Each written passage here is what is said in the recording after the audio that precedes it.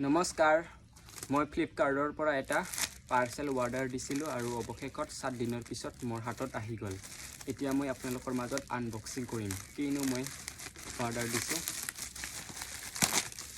এয়া ফ্লিপকাৰ্ট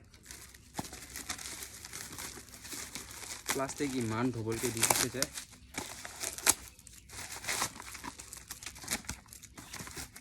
আৰু এটা ফল্টা ৱাও আৰু এটা আছে ৱাও ইয়াতে কিবা কিবি দিয়া আছে এয়া আৰু প্লাষ্টিক এইটো হৈছে যিকোনো আম লিচু বা তেনেকৈ যিকোনো বস্তু কল এইবিলাক ধুনীয়াকৈ মানে জুইচ বনাই খাব পাৰি। আপোনালোকক পিছত ভিডিঅ' বনাই দেখাম দেই। এয়া এইটো টিপি দিলে হৈ যাব।